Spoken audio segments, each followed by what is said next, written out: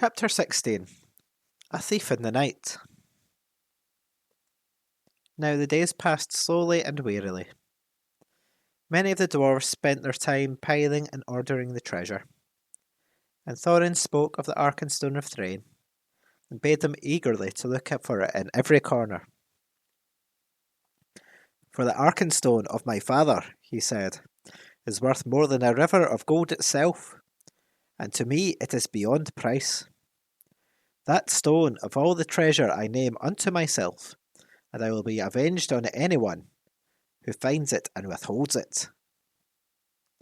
Bilbo heard those words, and he grew afraid, wondering what would happen if the stone was found, wrapped in an old bundle of tattered oddments that he used as a pillow. All the same, he did not speak of it, for as the weariness of the days grew heavier, the beginnings of a plan had come into his little head. Things had gone on like this for some time, when the ravens brought news that Dain and more than 500 dwarves, hurrying from the Iron Hills, were now within about 2 days' march of Dale, coming from the northeast. "But they cannot reach the mountain unmarked," said Roic, "and I fear lest there be a battle in the valley. Caw! I do not call this council good. Though they are a grim folk, they are not likely to overcome the host that besets you. And even if they did so, what will you gain? Winter and snow is hastening behind them. How shall you be fed without the friendship and goodwill of the lands about you? Caw! The treasure is likely to be your death, though the dragon is no more. Caw!" But Thorin was not moved. "Winter and snow will bite both men and elves," he said, "and they may find their dwellings in the waste grievous to bear. With my friends behind them and winter upon them, they will perhaps be in softer mood to parley with." What a dickhead. Honestly, just share. That night, Bilbo made up his mind. The sky was black and moonless. As soon as it was full dark, he went to a corner of an inner chamber, just within the gate, and drew from his bundle a rope, and also the Arkenstone wrapped in a rag. Then he climbed to the top of the wall. Only Bombur was there, for it was his turn to watch, and the dwarves kept only one watchman at a time. "It is mighty cold," said Bombur. "I wish we could have a fire up here, and as they have in the camp." "It is warm enough inside," said Bilbo. "I dare say, but I am bound here till midnight," grumbled the fat dwarf. "A sorry business altogether. Not that I venture to disagree with Thorin, may his beard grow ever longer, yet he was ever a dwarf with a stiff neck." "Not as stiff as my legs," said Bilbo. "I'm tired of stairs and stone passages. I would give a good deal for the feel of grass at my toes." "I would give a good deal for the feel of a strong drink in my throat, and for a soft bed after a good supper." "I can't give you those while the siege is going on, but since it is long since I watched, and I will take your turn for you, if you like. There's no sleep in me tonight." "You're a good fellow, Mr. Baggins, and I will take your offer kindly. If there should be anything to note, rouse me first, mind you. I will lie in the inner chamber to the left, not far away." "Off you go," said Bilbo. "I will wake you at midnight, and you can wake the next watchman." As soon as Bombur had gone, Bilbo put on his ring, fastened his rope, slipped down over the wall, and was gone. He had about 5 hours before him. Bombur would sleep. He could sleep at any time, and ever since adventure in the forest he was always trying to recapture the beautiful dreams he had then. And all the others were busy with Thorin. It was unlikely that any, even Filly or Killy, would come out on the wall until it was their turn. It was very dark, and the road, after a while, when he left the newly made path and climbed down towards the lower course of the stream, was strange to him. At last he came to the bend where he had to cross the river, or the water, if he was to make for the camp as he wished. The bed of the stream was there shallow but already broad, and fording it in the dark was not easy for the little hobbit. He was nearly across when he missed his footing on a round stone and fell into the cold water with a splash. He barely scrambled out on the far bank, shivering and spluttering, when up came elves in the gloom with bright lanterns and searched for the cause of the noise. "It was no fish," one said. "There is a spy about. Hide your lights. They will help him more than us.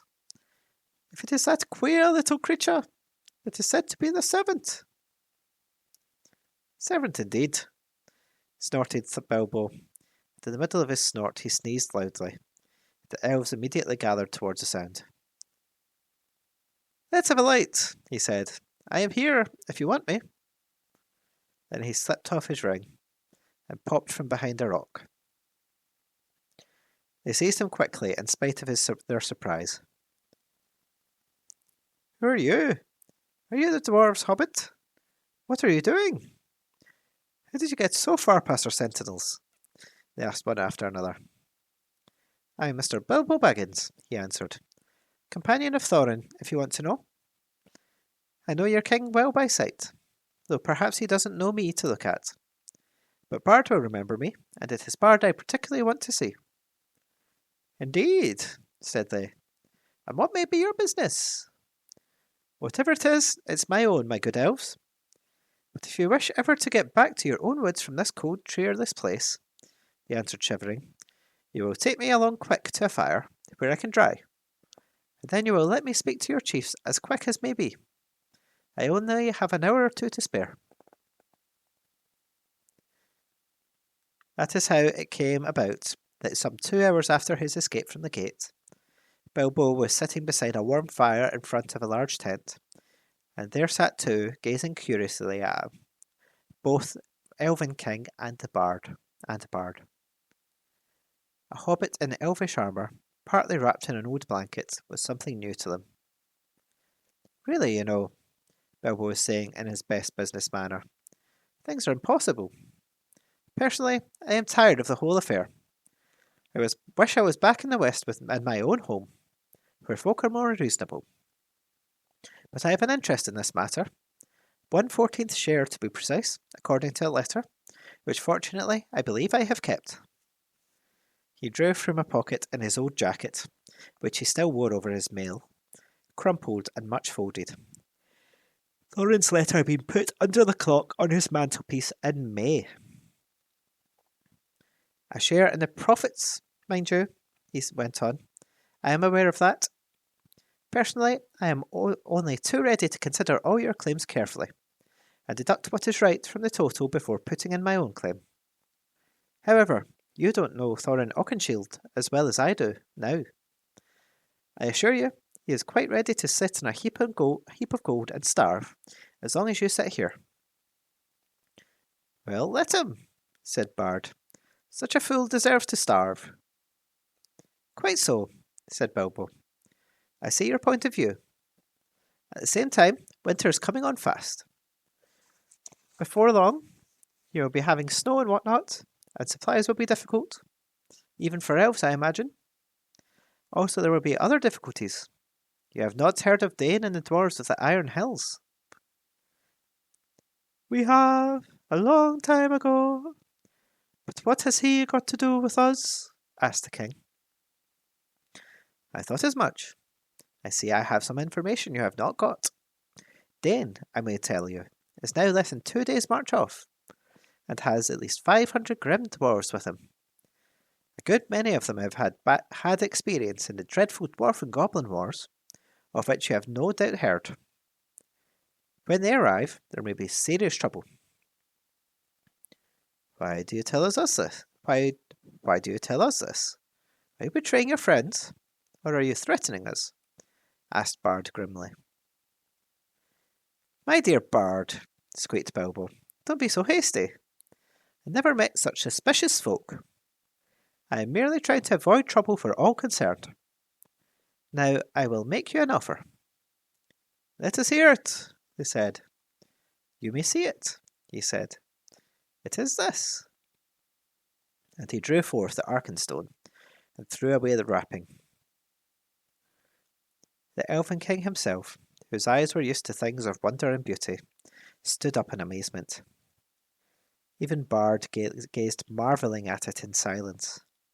It was as if a globe that had been filled with moonlight and hung before them in a net woven of glint of frosty stars. This is the Arkenstone of Thrain, said Bilbo, the heart of the mountain, and it is also the heart of Thorin. He values it above a river of gold. I give it to you. It will aid you in your bargaining. Then Bilbo, not without a shudder, not without a glance of longing, handed the marvellous stone to Bard, and he held it in his hand, as though dazed. But how is it yours to give? He asked, at last with an effort. Oh well, said the hobbit uncomfortably. It isn't exactly. But, well, I am willing to let it stand against all my claim. Don't you know? I may be a burglar, or so they say. Personally, I never really felt like one. But I am an honest one, I hope, more or less. Anyway, I am going back now, and the dwarves can do what they like to me. I hope you will find it useful. The Elven King looked at Bilbo with a new wonder. Bilbo Baggins, he said, you are more worthy to wear the armour of elf princes than many that have looked more comely in it. But I wonder if Thorin Oakenshield will see it so. I have more knowledge of dwarves in general than you have, perhaps. I advise you to remain with us, and here you shall be honoured and thrice welcome. Thank you very much, I am sure, said Bilbo with a bow. But I don't think I ought to leave my friends like this, after all we've gone through together. And I promised to wake old Bombur up at midnight, too. Really, I must be going, and quickly. Nothing they could say would stop him, so an escort was provided for him. And as he went, both the king and Bard saluted him with honour. As they passed through the camp, an old man, wrapped in a dark cloak, rose from a tent door where he was sitting and came towards him.